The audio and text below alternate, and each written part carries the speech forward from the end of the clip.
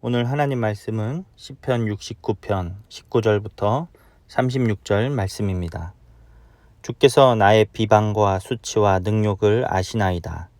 나의 대적자들이 다 주님 앞에 있나이다. 비방이 나의 마음을 상하게 하여 근심이 충만하니 불쌍히 여길 자를 바라나 없고 긍휼히 여길 자를 바라나 찾지 못하였나이다.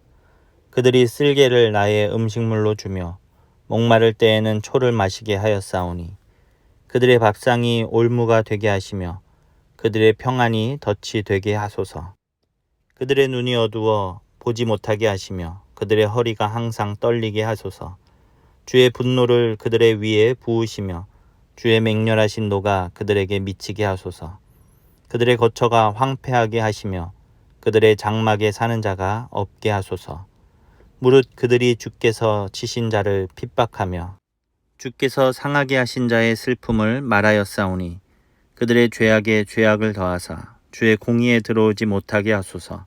그들을 생명책에서 지우사 의인들과 함께 기록되지 말게 하소서. 오직 나는 가난하고 슬프오니 하나님이여 주의 구원으로 나를 높이소서. 내가 노래로 하나님의 이름을 찬송하며 감사함으로 하나님을 위대하시다 하리니 이것이 소 곧 뿔과 굽이 있는 황소를 드림보다 여호와를 더욱 기쁘시게 함이 될 것이라. 공고한 자가 이를 보고 기뻐하나니 하나님을 찾는 너희들아 너희 마음을 소생하게 할지어다. 여호와는 궁핍한 자의 소리를 들으시며 자기로 말미암아 갇힌 자를 멸시하지 아니하시나니 천지가 그를 찬송할 것이요 바다와 그 중에 모든 생물도 그리할지로다. 하나님이 시온을 구원하시고 유다 성읍들을 건설하시리니 무리가 거기에 살며 소유를 삼으리로다. 그의 종들의 후손이 또한 이를 상속하고 그의 이름을 사랑하는 자가 그 중에 살리로다. 아멘. 오늘 말씀의 제목은 구원을 바라는 기도입니다. 시인은 계속해서 하나님 앞에 기도하고 있습니다. 자신이 당한 어려움과 고난을 하나님께 아뢰며 하나님께서 자신을 구원하여 주시기를 간절히 바라고 있는 것입니다. 시인의 원수들은 시인을 괴롭게 합니다.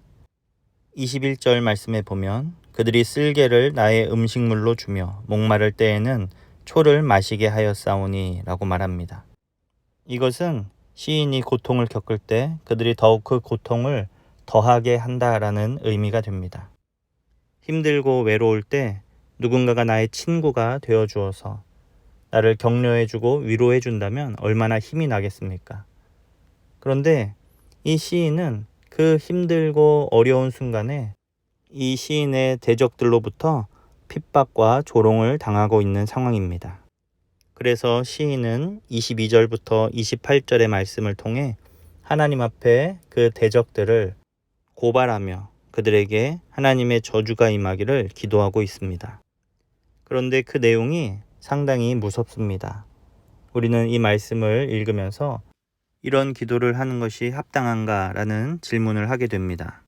그런데 우리가 여기서 알아야 하는 것은 이러한 시인의 기도는 단순히 한 개인의 파멸을 위한 저주의 기도가 아니라 악에 대한 하나님의 공정한 심판이 있기를 간구하는 호소라는 것입니다.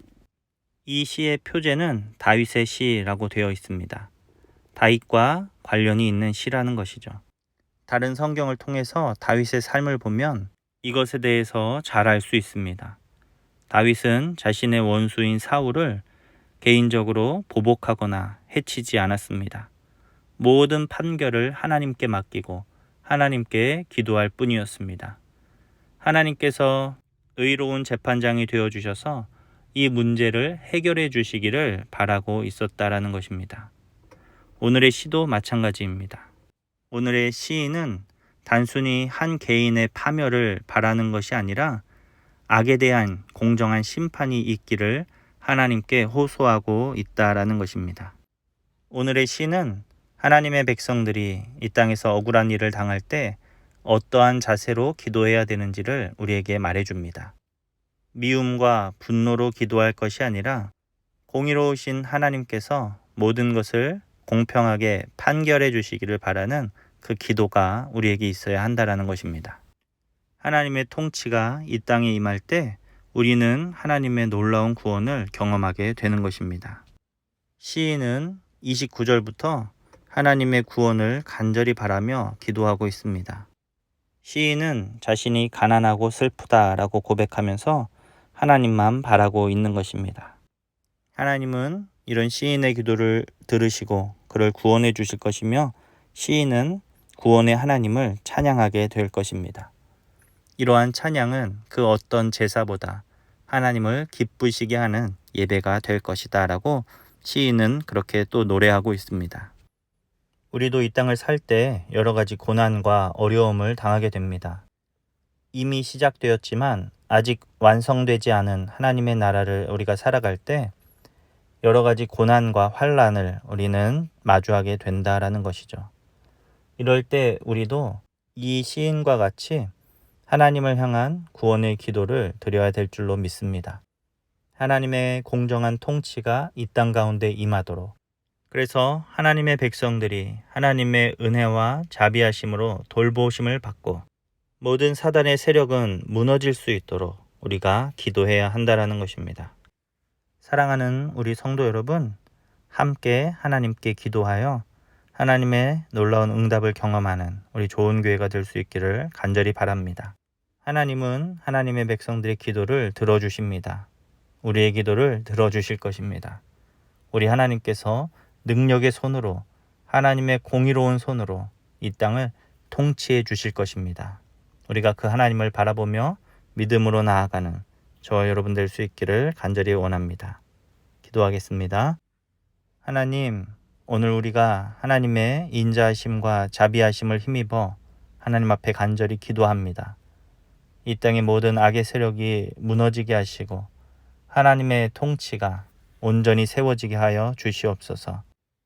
예수 그리스도를 통해 이미 시작된 하나님의 나라가 완전히 임하게 하여 주시옵소서. 우리 모두가 그 나라에서 평안을 누리게 하여 주시옵소서.